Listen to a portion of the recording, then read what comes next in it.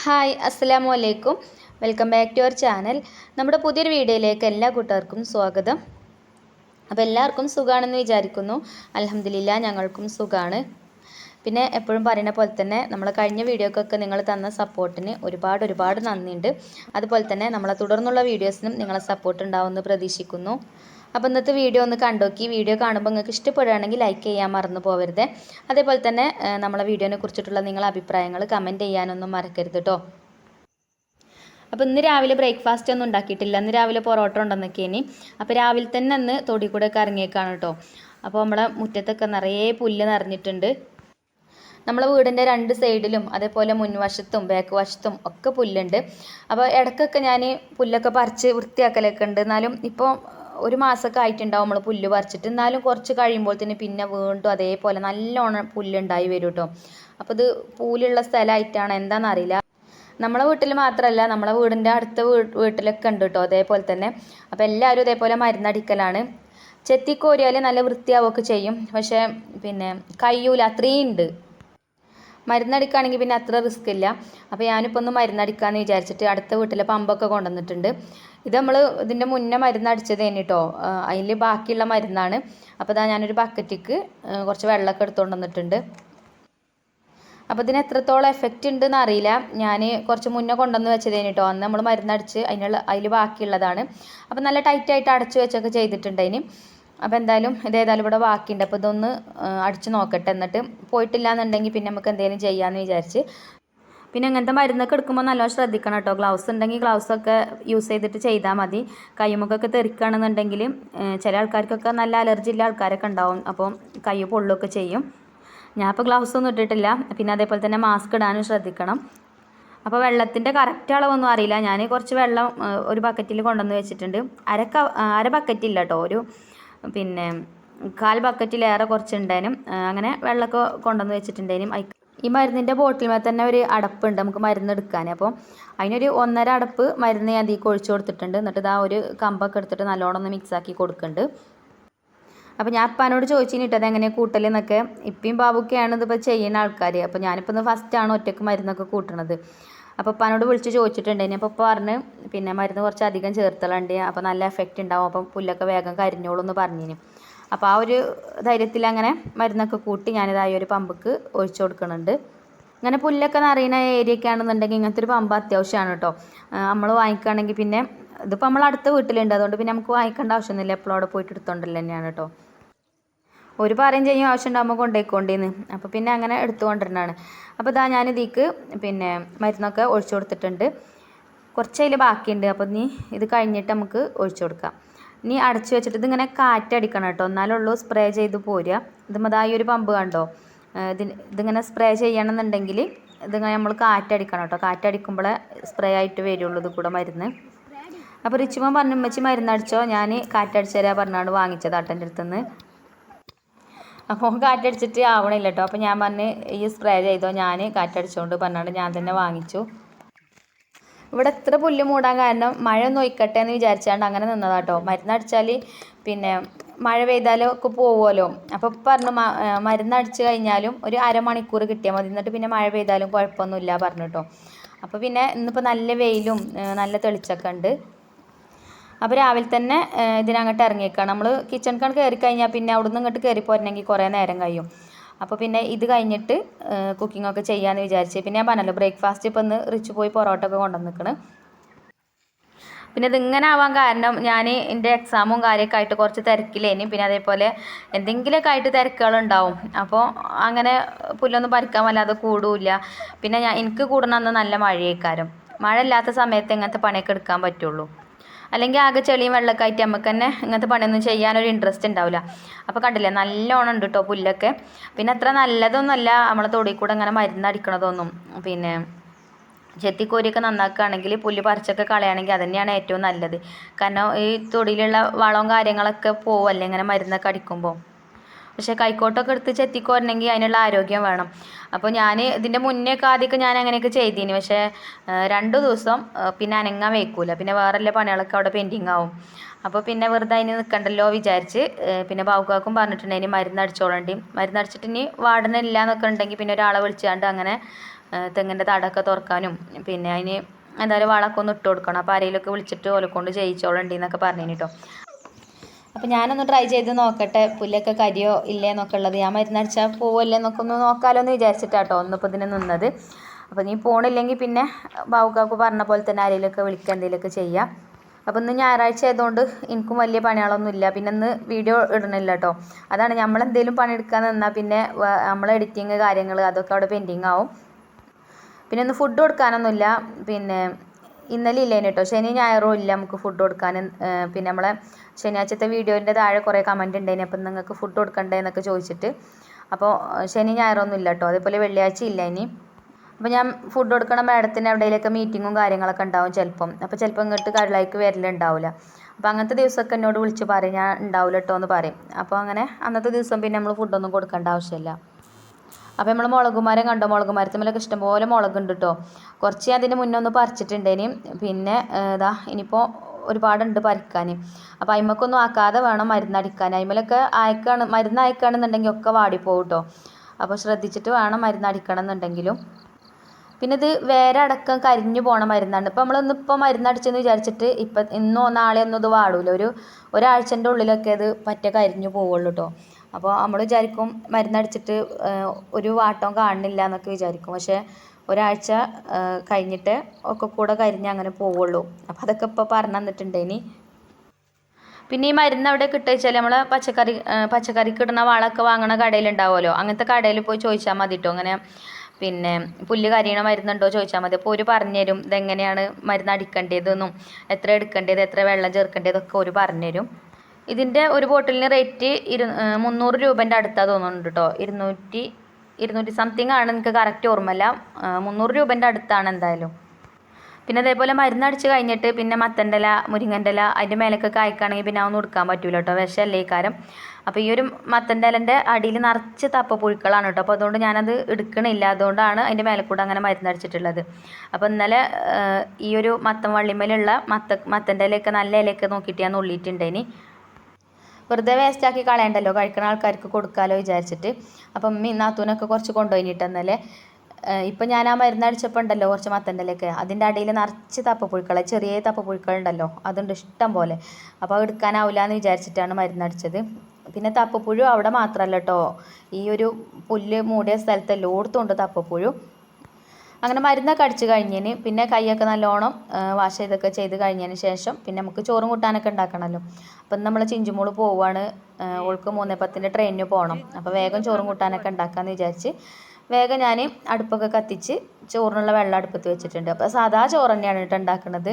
സാധാ ചോറ് മതി എന്ന് പറഞ്ഞിട്ടുണ്ടായിന് ചിഞ്ചുമോള്. അപ്പോൾ പിന്നെ ചോറിന് കറി ഉണ്ടാക്കാൻ പച്ചക്കറികളൊന്നും ഇല്ല ഇനി ഫ്രിഡ്ജിൽ. അപ്പോൾ തൊടിക്കൊന്ന് ഇറങ്ങിയതാണ് എന്തെങ്കിലുമൊക്കെ കിട്ടുമോ എന്ന് നോക്കാൻ വേണ്ടിയിട്ട്. അപ്പോൾ ഇവിടെ താഴെയുണ്ട് നമുക്ക് മത്തൻ വള്ളി.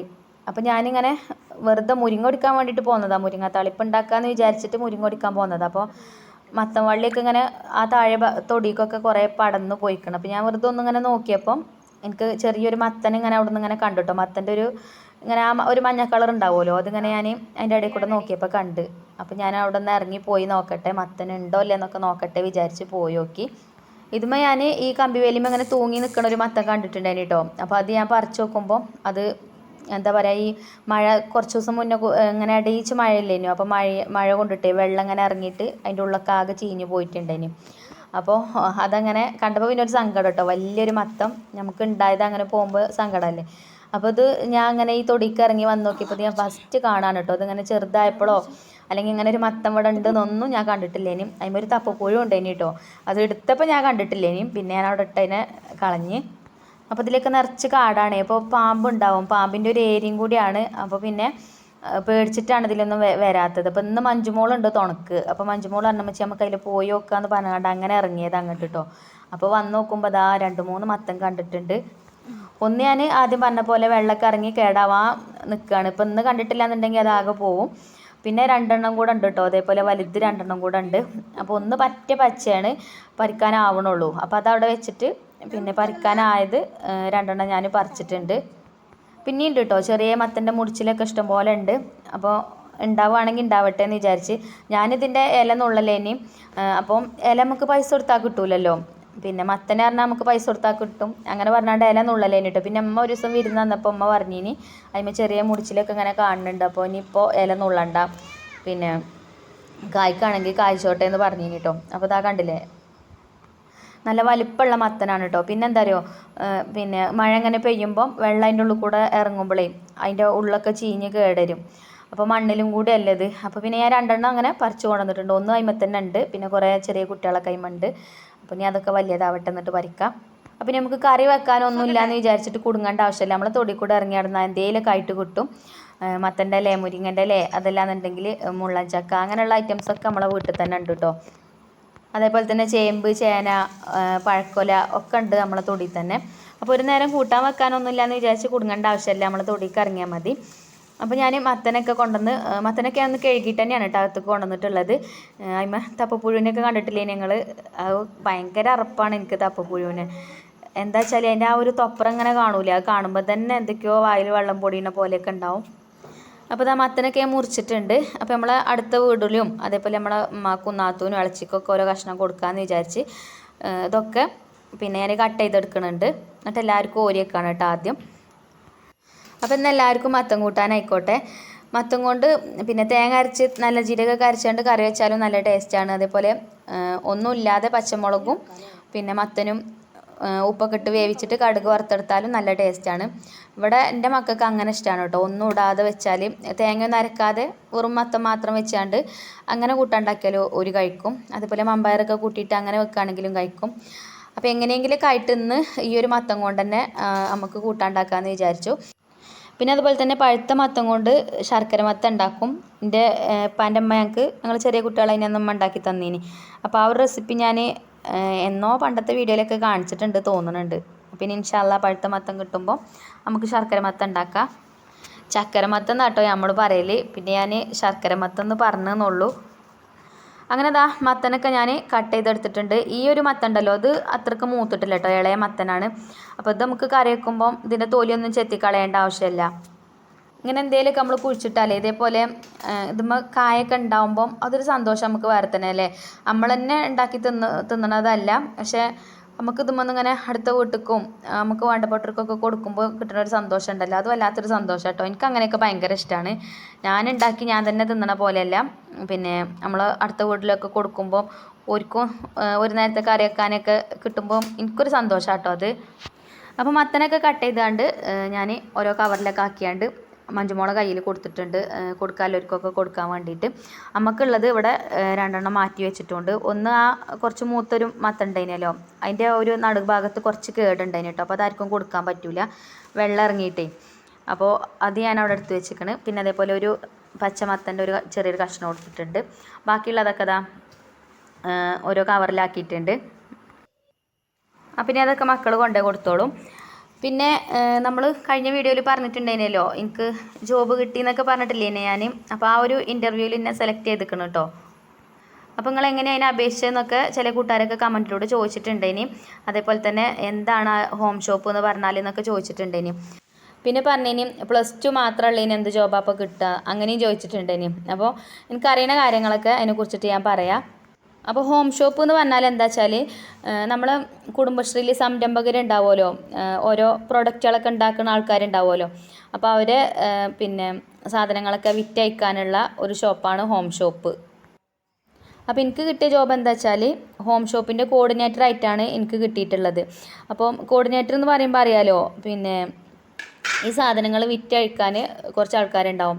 അപ്പോൾ എനിക്ക് കിട്ടിയതുകൊണ്ട് എനിക്കിപ്പോൾ ഇനി 2 പഞ്ചായത്തേക്കാരെ വീതിച്ച് തരിക. ഒന്ന് നമ്മളെ പഞ്ചായത്തും ഒന്ന് വേറെ പഞ്ചായത്തും. നമ്മളെ കാളികാവ് ബ്ലോക്കിൽ 7 പഞ്ചായത്താണ് മൊത്തം ഉള്ളത്.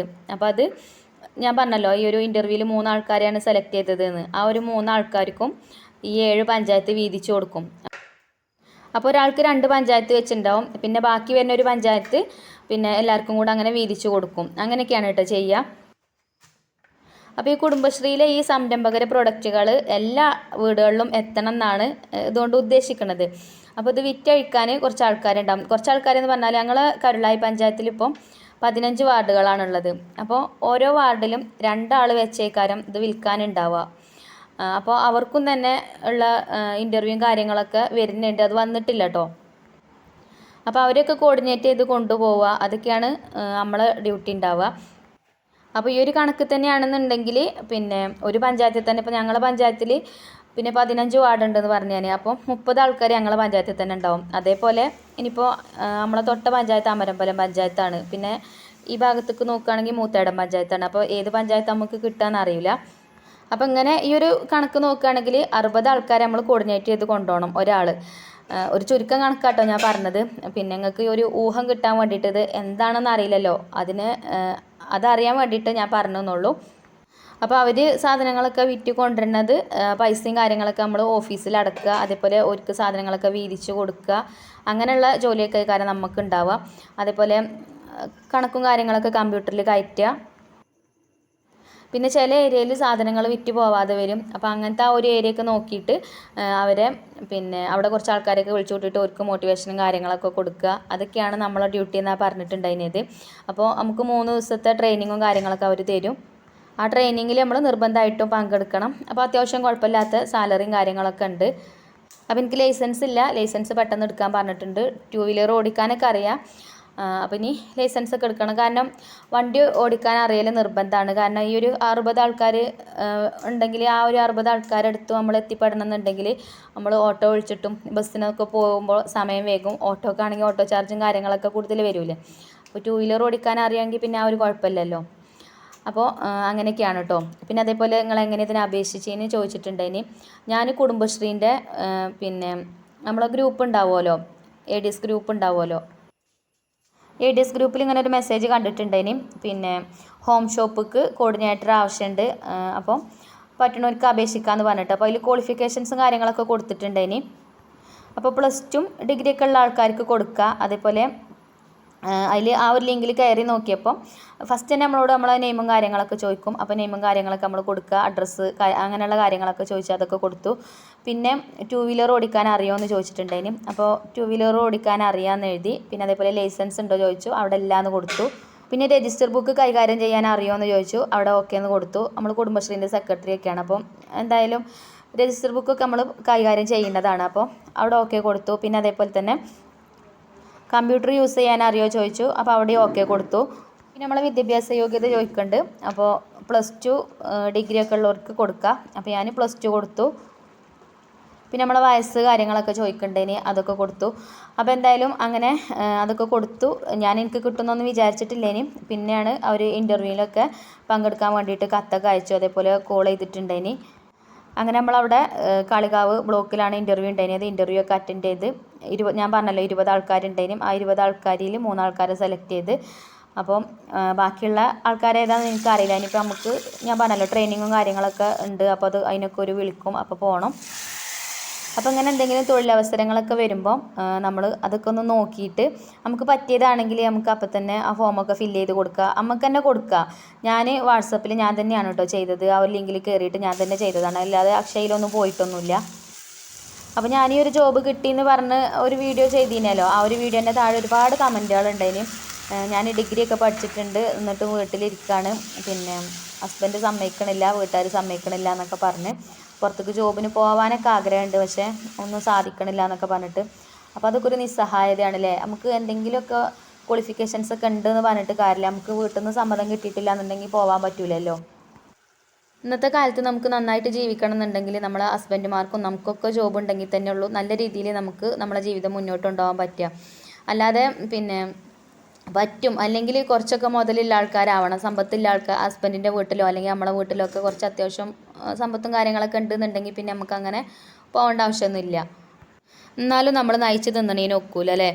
നമ്മൾ അധ്വാനിച്ച് തിന്നുമ്പം നമുക്ക് ആരോഗ്യം ഉണ്ടാവും, അതേപോലെ തന്നെ മനസ്സിന് നല്ല സന്തോഷവും സംതൃപ്തിയും ഒക്കെ ഉണ്ടാവും. അല്ലാതെ നമുക്കൊന്നിനും കഴിയില്ല, എന്നെക്കൊണ്ട് അതിനൊന്നും കഴിയില്ല എന്ന് പറഞ്ഞിരുന്നു കഴിഞ്ഞാൽ പിന്നെ നമുക്ക് അങ്ങനെ ഇരിക്കാം. നമുക്ക് ആരും ഞാൻ എപ്പോഴും പറയുന്ന പോലെ തന്നെ ആരും ഇന്നത് എടുത്തോന്ന് പറഞ്ഞാൽ ആരും കൊണ്ടുവന്ന് തരില്ല. നമുക്ക് ആരാൻ്റെ കീശയിലുള്ള പൈസ നമ്മളെ കയ്യിൽ വന്ന് ചേരണമെന്നുണ്ടെങ്കിൽ നമ്മൾ നല്ലോണം അധ്വാനിക്കണം അല്ലേ. നല്ലോണം ഹാർഡ് വർക്ക് ചെയ്തെങ്കിൽ തന്നെ ഉള്ളൂ നമുക്കും നല്ല രീതിയിൽ തന്നെ ജീവിച്ചു പോകാൻ പറ്റുക. അതുപോലെ തന്നെ നമ്മളെ വീട്ടുകാരെ സപ്പോർട്ടും വേണം. അപ്പോൾ എനിക്ക് ഇവിടെ എൻ്റെ ബാവുകാക്കുൻ്റെ ആണെങ്കിലും ഇവിടുത്തെ അമ്മാൻ്റെ ഇപ്പാൻ്റെ ഒക്കെ സപ്പോർട്ട് നല്ലോണം ഉണ്ട്. അതേപോലെ എൻ്റെ വീട്ടിലത്തെ സപ്പോർട്ടും ഒക്കെ ഉണ്ട്. ഓരോ സപ്പോർട്ടില്ലാതെ പിന്നെ നമ്മളൊന്നും ചെയ്തിട്ട് കാര്യമില്ല. അപ്പോൾ നമ്മൾ വർത്താനൊക്കെ പറയുന്നതിൻ്റെ ഇടയിൽ നമ്മൾ ചോറ് വന്ന് അതേപോലെ മത്തൻ കറി ഉണ്ടാക്കി, പിന്നെ മീൻ കറി ഉണ്ടാക്കി. മീൻ വറ്റിച്ചെടുത്തേക്കാണ് കേട്ടോ, മീൻ വറ്റിച്ചും ചെയ്തു. അങ്ങനെ ചോറൊക്കെ ആയി, ചോറൊക്കെ വിളമ്പിയിട്ടുണ്ട്. അപ്പോൾ നമ്മളെ ചിഞ്ചുമോളുണ്ട് ഇവിടെ, ചിഞ്ചുമോൾക്ക് പോകാനായിക്കണം കേട്ടോ. അപ്പോൾ 2:15 ബസ്സിന് ഓളെ ബസ് കയറ്റി കൊടുക്കണം കൊണ്ടുപോയിട്ട്.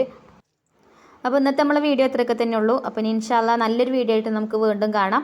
അപ്പോൾ വീഡിയോ ഇഷ്ടപ്പെട്ടാൽ ലൈക്ക് ചെയ്യുക, അതുപോലെ നമ്മുടെ ചാനൽ സബ്സ്ക്രൈബ് ചെയ്യാതെ കാണുന്ന കൂട്ടുകാരുണ്ടെങ്കിൽ ഒന്ന് സബ്സ്ക്രൈബ് ചെയ്ത് സപ്പോർട്ട് ചെയ്യണം കേട്ടോ.